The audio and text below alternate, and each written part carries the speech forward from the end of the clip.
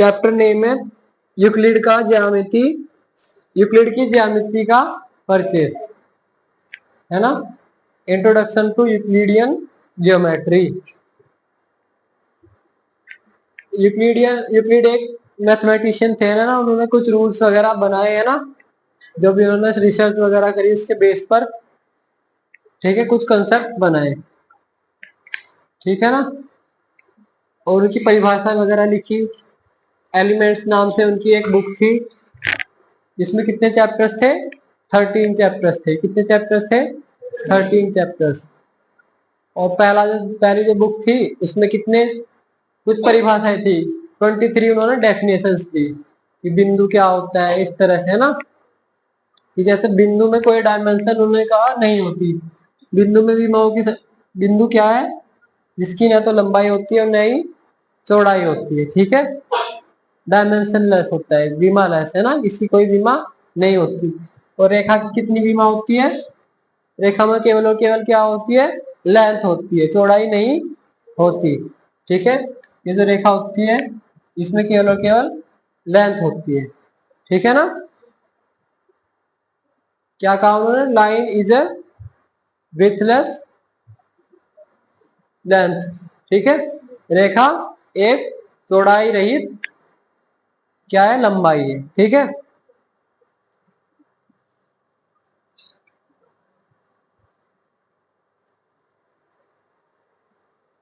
अब देखते हैं इसका सारांश। यद्यपि यूक्लिड ने बिंदु, रेखा और तल को परिभाषित किया, परंतु गणितज्ञ ने इन परिभाषाओं को स्वीकार नहीं किया, इसलिए गणित में अब अपरिभाषित पदों के रूप में लिया जाता है। बिंदु हो गया और रेखा और तल, ठीक है, प्लेन। बिंदु पता आपको, रेखा बताई और प्लेन। प्लेन का भी उन्होंने ऐसा ही बताया कि प्लेन में क्या होती है, केवल और केवल लंबाई और चौड़ाई, है ना, ऊंचाई नहीं होती, ठीक है ना। तो अगर पूछा जाए रेखा में कितनी विमाएं होती हैं, how many dimension are in a line, एक डायमेंशन, है ना। और कोई अगर तल है दैट इज प्लेन, इसमें कितनी विमाएं होती हैं, दो विमाएं, लंबाई और चौड़ाई। अब पूछा था आपको, क्वेश्चन था एक एग्जाम में कि ठोस में कितनी विमाएं होती है, तो ठोस में लंबाई भी चौड़ाई, लंबाई चौड़ाई ऊंचाई, या लंबाई चौड़ाई मोटाई, तीन विमाएं होती है ना। तो किसी ने आंसर 5 किया है, किसी ने 0 कर दिया, किसी ने 1 कर दिया। तो बताया भी था एग्जाम्पल, बुक से ही तो बताया था ना, बुक में लंबाई भी होती है, चौड़ाई भी और मोटाई भी। कितनी विमाएं हुई, 3, लेंथ, विड्थ और हाइट बोल सकते हैं, या क्या बोल सकते हैं,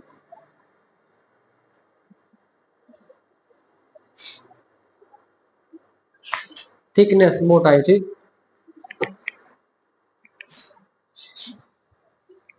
बट क्या है ना, ये सब चीजें अपरिभाषित रूप में कर दी गई, अब किसमें कर दी गई, अपरिभाषित रूप में, जो अब के गणितज्ञ है, लेकिन उसने डेफिनेशन इन्हें डिफाइन करने का ट्राई किया था, किसने, यूक्लिड ने। अब आते हैं अभिग्रहित या अभिधारणाएं।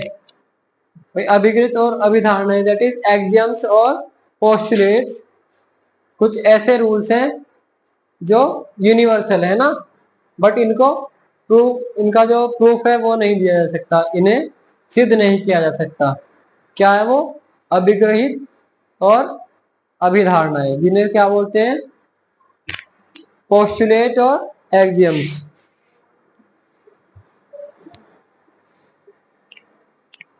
अभिग्रहित,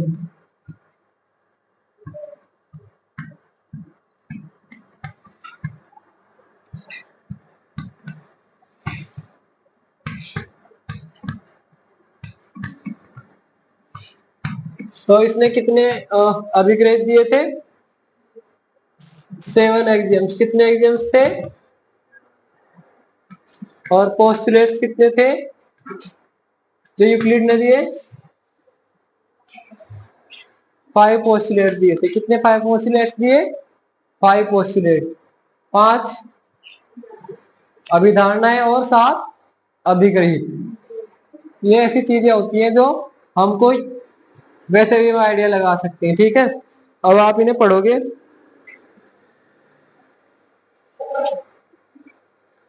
प्रमेय आप पढ़ते आ रहे ना, पाइथागोरस प्रमेय है ना, कई बार आया कि गुणनफल प्रमेय, फैक्टर थ्योरम, गुणनखंड प्रमेय पढ़ा है ना, शेषफल प्रमेय, रिमाइंडर थ्योरम। ये प्रमेय जो वर्ड है ये क्या है भाई? ये जो हमने मान ली ना चीजें, या जो यूनिवर्सली ट्रूथ मानी गई है, ठीक है, सर्वव्यापी मानी, सार्वभौमिक मानी गई है, इनके बेस पे जो हम सिद्ध कर सकते हैं। ठीक है ना, जो हम प्रूफ डिफरेंट डिफरेंट प्रूफ्स देते हैं, जो सिद्ध किए गए कथन होते हैं मैथ्स में, है ना, उन्हें क्या बोलते हैं? प्रमेय बोलते हैं। क्या बोलते हैं? प्रमेय बोलते हैं। और हमने कहा कि यह मैथ्स में क्या होता है ना, स्टेटमेंट होता है, कथन होता है ना, कोई भी कथन होता है, अगर हम उसे प्रूफ कर दें किसकी हेल्प से? एक्सियम्स की हेल्प से या पोस्टुलेट्स की हेल्प से, तो कथन क्या बन जाता है? प्रमेय बन जाता है। क्या बन जाता है? प्रमेय बन जाता है। ठीक है, या थ्योरम। लेकिन इन्हें प्रूफ, इनका कोई प्रूफ वगैरह नहीं है, एक्सियम्स का और पोस्टुलेट्स का। ठीक है ना भाई, कहीं से तो शुरुआत करनी थी उन्हें, इन्होंने, ठीक है ना, ये उन्होंने बेस बना लिया। ठीक है, अब देखो यूक्लिड के कुछ अभिग्रहित थे दिए गए हैं ना, यहाँ पेज नंबर, नेक्स्ट पेज पे कितने एक्सियम्स दिए गए हैं? 7 एक्सियम्स। अब आप इन्हें पढ़ोगे ना तो आपको खुद ही लगेगा कि इनके तो प्रूफ की जरूरत भी नहीं है कुछ, ये तो हमें ऐसे ही पता है ना, लगेगा ना। पहला है, वे वस्तुएं जो एक ही वस्तु के बराबर हो, एक दूसरे के बराबर होती है। कैसे?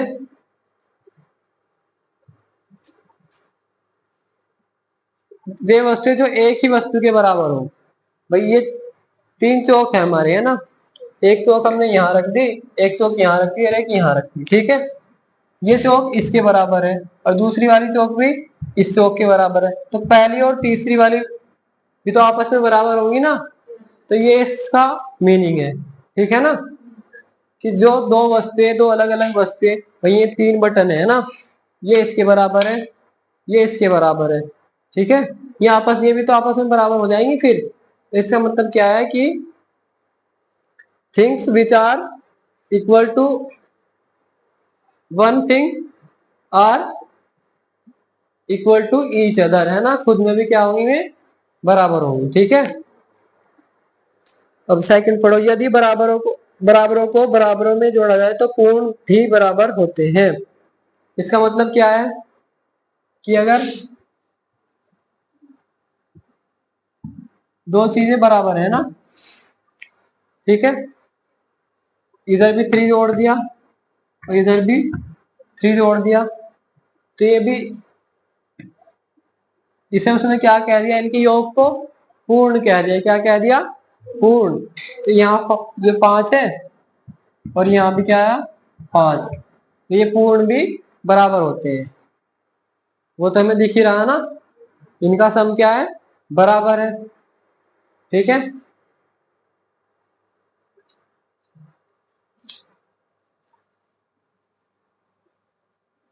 तो अगर दो बराबर चीज है और उनमें बराबर ही क्वांटिटी कुछ ऐड किया जाए, दो वस्तु बराबर है ना, तो if two things are equal and same thing is added, तो जो सम आएगा ना, जो होल आएगा, वो भी क्या आएगा? इक्वल ही आएगा। ठीक है, इन्होंने योग को क्या, सम को क्या बोल दिया? होल इसमें। ठीक है ना, जब इंग्लिश में पढ़ोगे, इंग्लिश में लिखा होगा होल, इंग्लिश में लिखा होगा होल, लिखा है ना होल।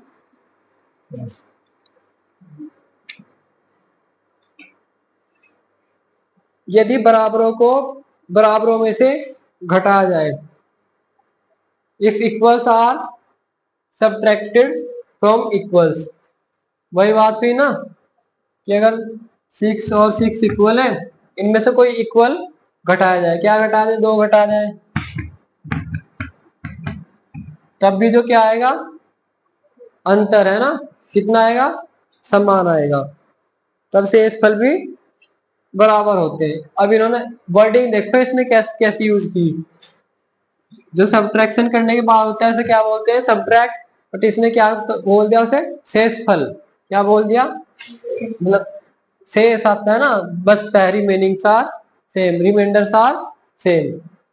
ठीक है, if equals are subtracted from equals then reminders are same. यहां से क्या बचा, 4 बचा, और यहां से 4 बचा, तो रिमाइंडर जो बचा हुआ, रिमेनिंग मतलब क्या होता है, रिमेन का मतलब भी क्या होता है, बचना है ना, तो रिमाइंडर्स भी सेम है। कितने बचे, 4 4, दोनों क्या है, सेम। पता है ना इस चीज का, इसे प्रूफ करने की कोई जरूरत ही नहीं ना। तो इसलिए ये सब क्या है, सार्वभौमिक है, या इसे कोई भी आइडिया लगा सकता है। ठीक है, अब फोर्थ देखो, वे वस्तुएं जो परस्पर संपातियों एक दूसरे के बराबर होती है। कह रहा है with if two such things which are coincident of to each other, है ना, are equal to each other. Coincident मतलब जैसे दो बुक है ये आपकी, ठीक है, ये एक दूसरे के संपाती मतलब एक दूसरे को बिल्कुल ओवरलैप कर लेती है ना, कर लेती है। तो एक क्या है, एक दूसरे के बराबर है। क्या है, एक दूसरे के बराबर है। दो ट्राइंगल्स हैं, ये त्रिभुज है और ये त्रिभुज है, एक दूसरे के ऊपर रख सकते हैं ना, बिल्कुल फिट बैठेगी। एक दूसरे की क्या है, संपाती है, तो इसलिए क्या है, आपस में भी बराबर है। तो इस तरह से ये फिफ्थ एक्सियम में या पांचवा अभिग्रहित है। छठवा क्या है, पढ़ो।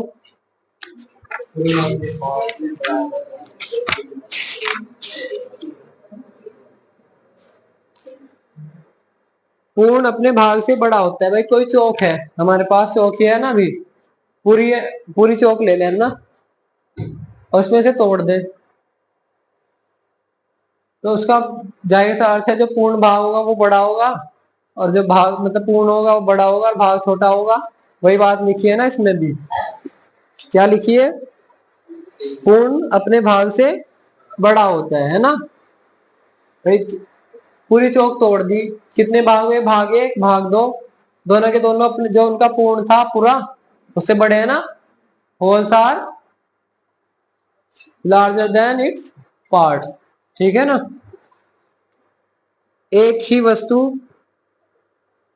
के दुगने परस्पर बराबर होते हैं।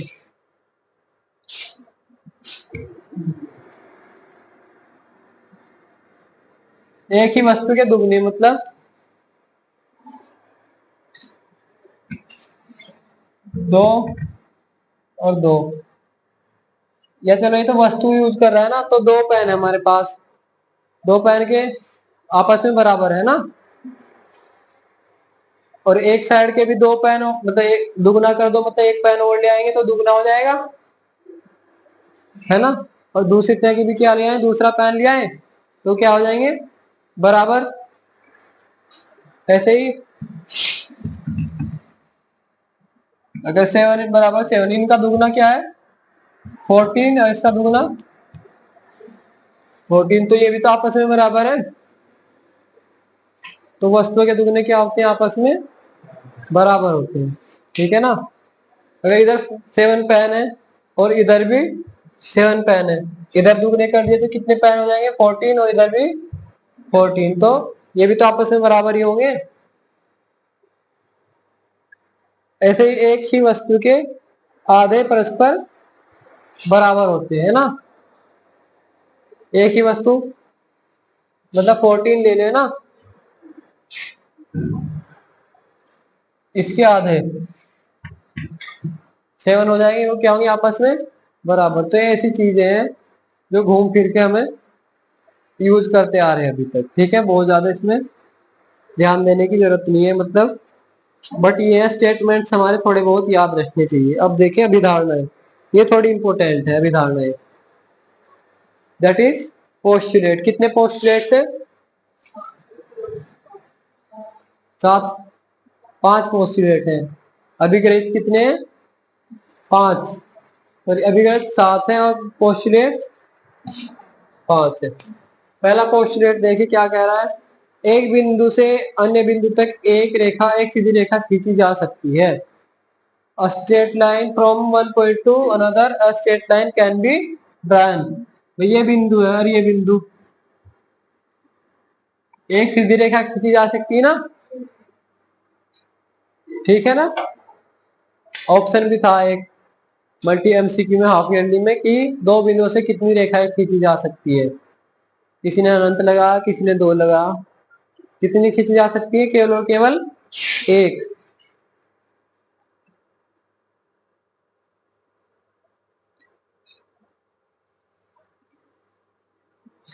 एक शांत रेखा को अनिश्चित रूप से बढ़ाया जा सकता है। भाई एक जो शांत रेखा इधर से भी टर्मिनेटेड है, इधर से भी टर्मिनेटेड है, वैसे तो इसे क्या बोलते हैं? लाइन सेगमेंट, रेखा खंड। पढ़ा था ना, ये क्या है? किरण, रेखा और ये रेखा खंड, पढ़ा था ना। रे, लाइन, लाइन सेगमेंट। तो इसने लाइन सेगमेंट को क्या बोल दिया? शांत रेखा। क्या बोल दिया इसने? रेखाखंड को शांत रेखा। कि एक शांत रेखा को दोनों ओर अनिश्चित रूप से बढ़ाया जा सकता है। आपको बताया था ना, ये इधर भी जब रेखा बनाते हैं इधर भी बढ़ा सकते हैं इसे, और इसे इधर भी बढ़ा सकते हैं, ठीक है। अनिश्चित रूप से मतलब इधर भी कितनी बढ़ा सकते हैं और इधर भी कितनी, ठीक है ना। किसी को के अब देखिए पोस्टुलेट 3, अभिधारणा 3, किसी को केंद्र मानकर और किसी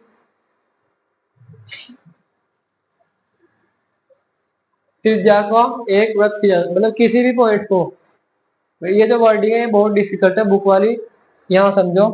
किसी भी बिंदु को ले लो, ठीक है। तो ये बहुत सारे बिंदु आपके पास, किसी भी बिंदु को ले लो, ठीक है। कोई भी त्रिज्या ले लो, 7 सेंटीमीटर, 10 सेंटीमीटर, 8 सेंटीमीटर, कोई भी बिंदु बिंदु ले लो, कोई भी त्रिज्या ले लो, कितने भी सेंटीमीटर की, एक वर्त खींचा जा सकता है। ये त्रिज्या ले लो 7 है, ये पॉइंट ले लिया और ये त्रिज्या ले ली, ठीक है, 7 सेंटीमीटर मान रहे हैं। इससे क्या खींचा जा सकता है? एक वृत्त खींचा जा सकता है, सर्कल खींचा जा सकता है, ठीक है। चाहे ये पॉइंट ले लो, 5 सेंटीमीटर की त्रिज्या ले लो, तो यहाँ ऐसा खींच जाएगा। तो ये इसका ये वाला कथन हुआ। थर्ड, किसी को भी केंद्र मानकर और किसी भी त्रिज्या से एक वृत्त खींचा जा सकता है। सभी समकोण एक दूसरे के बराबर होते हैं। All right angles are equal to one another. कैसे? तो ये राइट एंगल है, 90 डिग्री का है, दूसरा भी कहीं राइट एंगल होगा। ये मान लो ऐसे बना है, लेकिन एक दूसरे के बराबर है ना एंगल, तो इसे पलट के जब इसके ऊपर रखेंगे बराबर होंगे ना दोनों एंगल्स। तो सभी राइट एंगल्स आर इक्वल। अब जो पोस्टुलेट 5th है, अभिधारणा 5 है, ये बहुत इंपॉर्टेंट है। सबसे इंपॉर्टेंट इनमें यही है जितना अभी तक हमने पढ़ा है।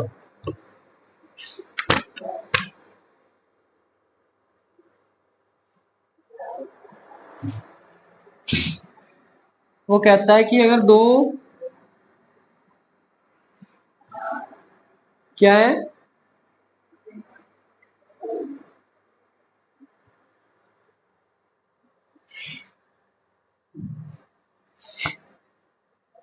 दो रेखाएं ऐसे हो सकती है समांतर, ठीक है, और ऐसे भी हो सकती है, ठीक है। और एक केस कैसा हो सकता है, थोड़ा सा ऐसा जा रही हो सकता है ना। 3 केसेस हो सकते हैं, इस ध्यान से देखना, सो मत इसमें, नहीं तो फिर सोते रह जाओगे 10वीं तक। जो इम्पोर्टेंट है हंसने वाली बात नहीं, मैं हंस गया उसके लिए सॉरी, लेकिन ये बहुत सीरियस बात है ना। आपको कंट्रोल करना है, सीरियस बात पे हंसना मैं पहले बताया ना कि जब सीरियस बात हो उस पर कंट्रोल करा करो हंसना। और मुझे बता दिया करो जहां मैं फालतू हंसता हूँ, ठीक है।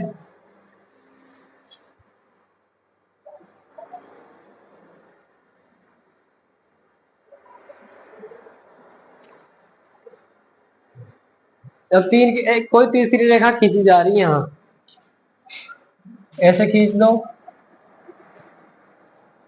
ठीक है। सबसे पहले से पढ़ो। यदि एक सीधी रेखा, क्या लिखा है, यदि एक सीधी रेखा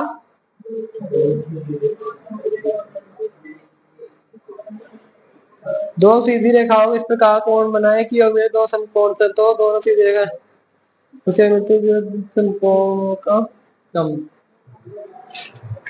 भाई एक सीधी रेखा ये है, स्ट्रेट लाइन ये दोनों है ना, दो सीधी रेखाएं, इन पे कोई तीसरी सीधी रेखा ये है, ठीक है।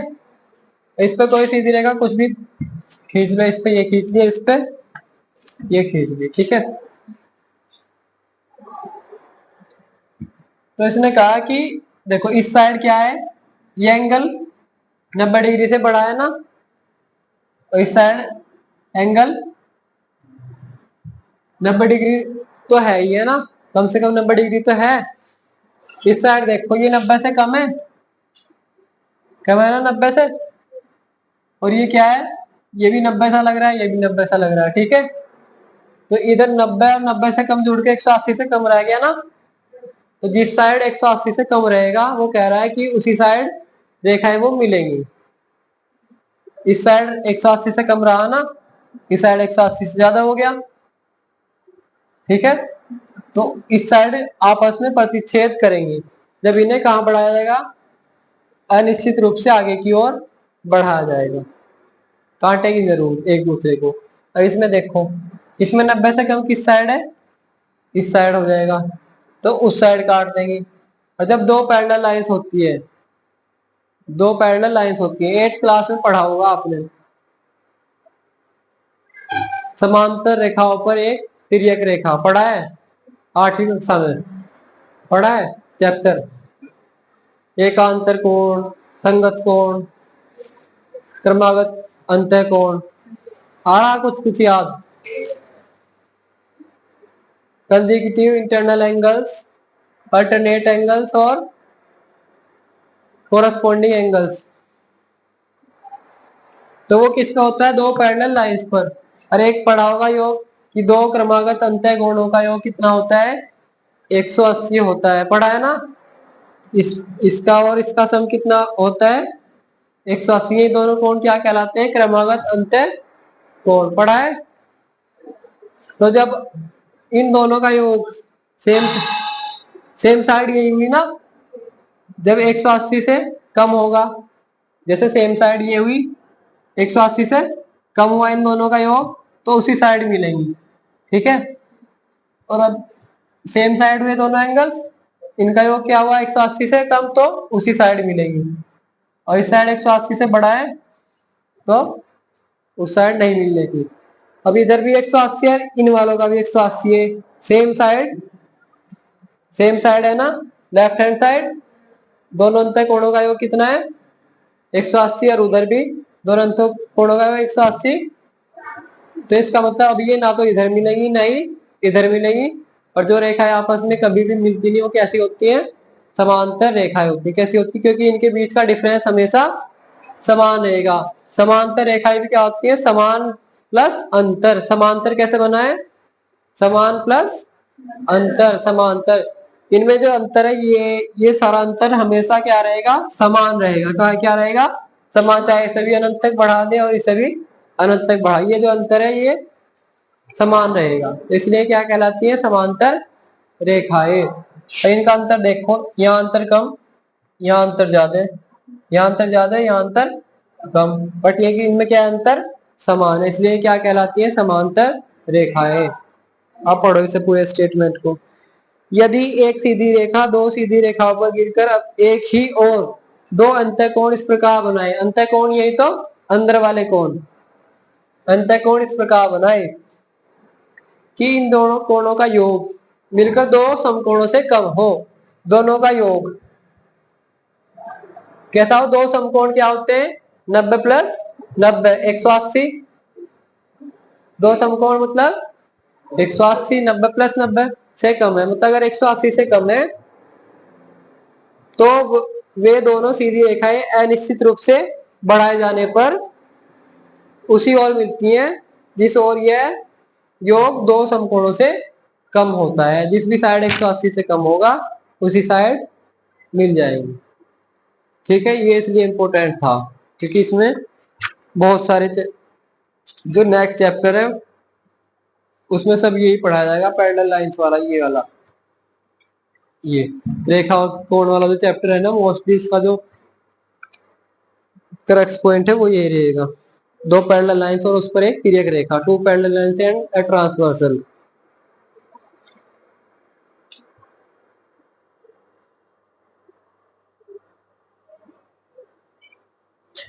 ठीक है, ये इंपॉर्टेंट था इसका।